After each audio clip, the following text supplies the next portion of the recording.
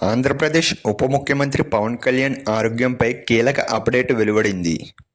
ఆంధ్రప్రదేశ్ ఉప ముఖ్యమంత్రి అయినటువంటి జనసేన పార్టీ అధ్యక్షుడు పవన్ కళ్యాణ్కు ముంబైలో కుడి భుజానికి విజయవంతంగా శస్త్రచికిత్స జరిగింది.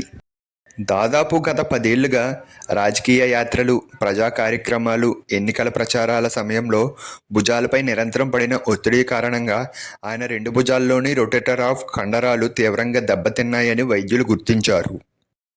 శనివారం ఉదయం ప్రారంభమైన ఈ శస్త్రచికిత్స సుమారు 3.5 గంటల పాటు కొనసాగి విజయవంతంగా పూర్తయింది. ప్రస్తుతం ఆయన వైద్యుల పర్యవేక్షణలో విశ్రాంతి తీసుకుంటూ కోలుకుంటున్నారు. 2 భుజాలకు ఒకేసారి ఆపరేషన్ చేస్తే నొప్పి, అసౌకర్యం ఎక్కువగా ఉంటుందని భావించిన వైద్యులు మొదటగా కుడి భుజానికి మాత్రమే శస్త్రచికిత్స చేశారు. ఎడమ భుజానికి మరో 2 నెలల తర్వాత సర్జరీ నిర్వహించే అవకాశం ఉంది.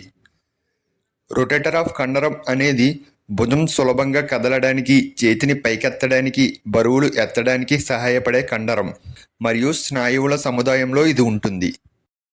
ఈ భాగం దెబ్బతింటే తీవ్రమైన నొప్పితో పాటు చేతి కదలికలు కూడా పరిమితమవుతాయి. పవన్ కళ్యాణ్కు ఈ సమస్య కొత్తది కాదు.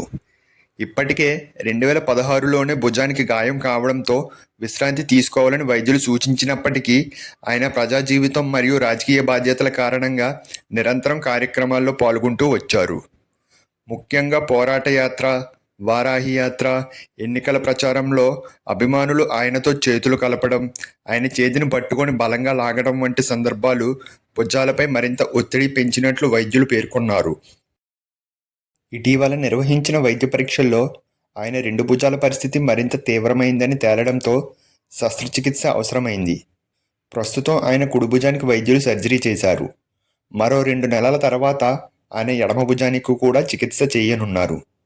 ఈ వార్త తెలిసిన వెంటనే రాజకీయ నాయకులు, జనసేన కార్యకర్తలు, అభిమానులు పవన్ కళ్యాణ్ త్వరగా కోలుకోవాలని ఆకాంక్షలు తెలియజేస్తున్నారు.